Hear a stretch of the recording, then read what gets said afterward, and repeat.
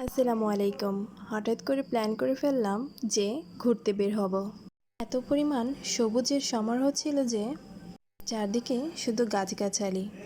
কিছুক্ষণ পরপরই কিন্তু এই ধান ক্ষেতগুলোর দেখা মিলছে। অনেক সুন্দর সারি সারি ধান বোনা ছিল। রাস্তাগুলো কিন্তু খুবই নিঃশব্দ, নিরিবিলি ছিল।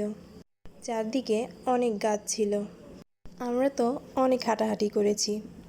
কোনো রকম যানজট, গাড়ি কিছুই ছিল না। এই লোকটা আমাদের আশেপাশে সব কিছুর সম্পর্কে বলে যাচ্ছিল। আর দূর থেকে দূর পর্যন্ত ছোট ছোট ঘর দেখা যাচ্ছে। এত নীরব পরিবেশে চারদিকে খোলা আকাশের নিচে একটা বাড়ি করতে পারলে খুবই ভালো হতো। অনেক পরিমাণের বাতাস ছিল। এরকম পরিবেশে বের হলে মনের যত সব অস্থিরতা এক নিমেষেই কিন্তু দূর হয়ে যায়। আমি দেখছিলাম ওই বাড়িটা কি সুন্দর, তাই না? আবারও ধানের ক্ষেতগুলোতে ধানগুলো সারি সারিভাবে লাগানো হয়েছে। দেখতে কিন্তু খুবই সুন্দর লাগছে। ক্ষেতের মাঝখান দিয়ে এরকম সুন্দর একটা রাস্তা চলে গেছে। আর এখানে আমরা অনেকগুলো ছাগল দেখতে পেরেছি। ওই তো দেখা যাচ্ছে একটা কুকুর আর একটা ছাগল খেলা করছে। ছাগলটা মালিক বলছিল কুকুরটা নাকি ওদের পোষা কুকুর ছিল।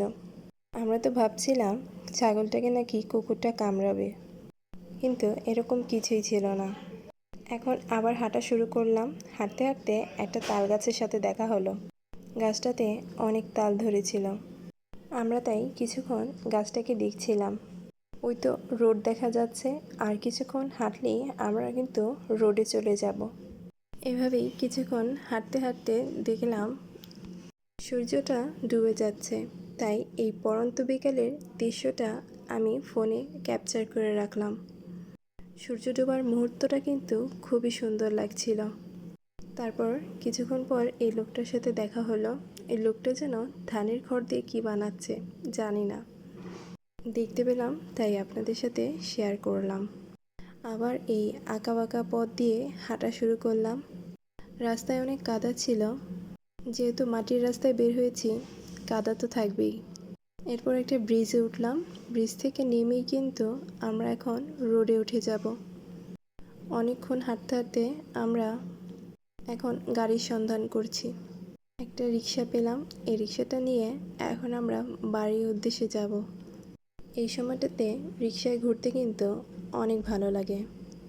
আর এই রাস্তাটাও কিন্তু আমাদের অনেক দিনের চেনা।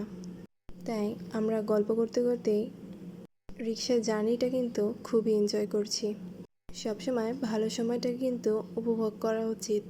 তাই আমিও ভালো সময়টাকে ক্যামেরা বন্দি করে রাখছি। রাস্তা দিয়ে যাওয়ার সময় অনেকগুলা বাড়ি, গাড়ি আর মানুষজন দেখতে পেলাম। আর এখানে একটা বাড়ি আছে। এই বাড়িটা কিন্তু খুবই সুন্দর। ছোট সময় মা আমাদেরকে এই বাড়িটা নিয়ে অনেক গল্প বলতো। আর এখানেই কিন্তু আমার নানু বাড়ি। এই রাস্তাটা দিয়ে কিন্তু আমার নানু বাড়ি যেতে হয়। নানু বাড়ি ফেলে রেখে আবার সামনের দিকে এগিয়ে যাচ্ছি। আর এই এলাকার স্কুলগুলোর কথা আমার মা বলছিল। এই স্কুলটাতে আমার মা ছোটবেলা পড়ালেখা করেছে, তাই আমাদের সাথে সে সময় গল্পগুলো শেয়ার করছে। বাড়ির কাছে এসে পড়েছি। আর এই বাড়িটাতে দেখলাম অনেক পরিমাণের ফুল গাছ রয়েছে। ফুলগুলো কি সুন্দরভাবে ফুটে রয়েছে। বলতে বলতে বাড়িতে চলে এসেছি। এত পরিমাণ হাঁটাহাঁটি আর রিক্সায় ঘোরাঘুরি করে কিন্তু আমরা সত্যি খুবই ক্লান্ত হয়ে পড়েছি। আর একটু পরেই কিন্তু সন্ধ্যা হয়ে যাবে। তাই আমাদের কিন্তু বেশ ক্ষুধাও পেয়েছিল। আর এখন সন্ধ্যার নাস্তা হিসেবে নারকেল কুড়ানোর সাথে মুড়ি মাখিয়ে দিচ্ছে। এটা খেতে কিন্তু খুবই মজা। আজকের বিকেলটা কিন্তু খুবই সুন্দর ছিল। সবাই ভালো থাকবেন। আল্লাহ হাফেজ।